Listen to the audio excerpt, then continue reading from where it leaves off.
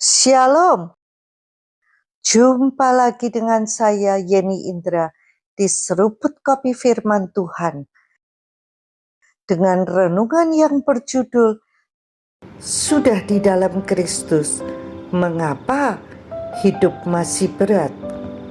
Beberapa waktu ini saya merenungkan sesuatu yang sangat sederhana, tetapi diam-diam menentukan arah hidup kita, yaitu identitas. Bukan identitas di KTP, bukan peran sebagai ibu, istri, pemimpin, atau pelayan Tuhan, tetapi identitas kita di dalam Kristus, in Christ. Kalimat ini sering kita dengar, tapi sering kita masih hidup seolah-olah di luar Kristus. Padahal sejak lahir baru, posisi kita sudah berubah.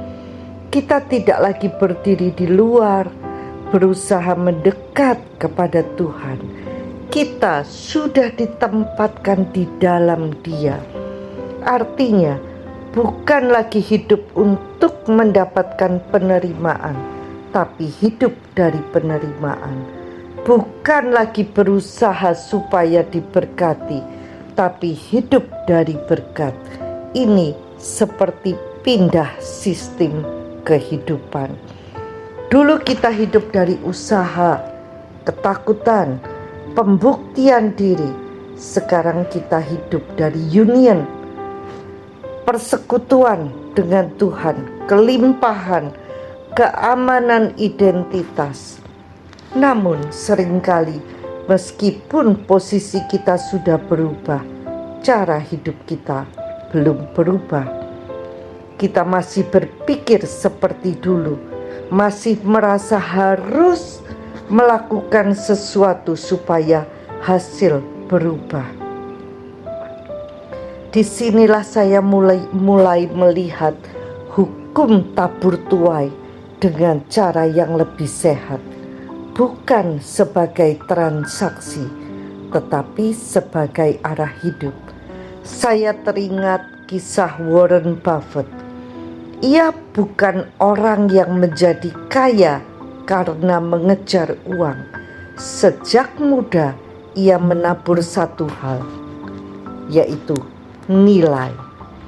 Ia membaca, belajar, membangun cara berpikir yang benar tentang investasi. Ia menabur disiplin, kesabaran, hikmat. Akhir hasilnya ia menuai keuangan dalam skala luar biasa.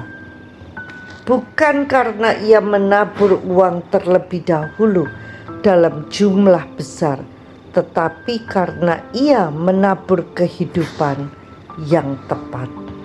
Sebaliknya, banyak orang punya uang, menabur uang, tetapi tidak menuai kekayaan, karena yang ditabur sebenarnya adalah ketakutan, emosi, keputusan impulsif. Hidup itu menuai apa yang ditanam, bukan sekedar apa yang diberikan. Di dalam Kristus kita sudah diberkati, itu posisi. Tetapi apa yang kita tabur setiap hari menentukan pengalaman kita. Kita selalu menabur lewat pikiran, lewat kata-kata, lewat respon. Saat kita menabur kekhawatiran, kita menuai gelisah. Saat kita menabur ucapan syukur, kita menuai damai. Bukan karena Tuhan berubah, tapi karena arah hidup kita berubah. Tabur tuai bukan mesin rohani, bukan memberi lalu mendapat. Ini tentang kehidupan yang kita lepaskan. Seperti air selalu mengalir, tetapi Arah alirannya menentukan kemana ia pergi. Mengalir saja tidak cukup. Kalau arahnya ke bawah, ia tidak akan membawa kita naik. Saya juga teringat Mother Teresa. Ia tidak menabur uang, ia menabur kasih, menabur pelayanan, ia menabur kepedulian. Apa yang ia tuai? Favor, perkenanan dari dunia, dukungan global, sumber daya yang terus mengalir. Keuangan datang bukan karena ia mengejarnya, tapi karena kehidupan yang ia lepaskan menciptakan dampak. Di dalam Kristus sumber kita sudah benar. Kita tidak menabur supaya Tuhan memberkati. Kita menabur karena kita hidup dari sumber yang diberkati. Dan apa yang kita lepaskan setiap hari akan membentuk realitas yang kita alami. In Christ bukan berarti hidup tanpa konsekuensi, tapi hidup dari posisi yang benar, sehingga taburan kita mengalir dari kelimpahan, bukan dari kekurangan. Dan dari situlah kehidupan mulai bertumbuh. Bukan karena kita mengejar hasil, tapi karena kita hidup dari sumber yang benar.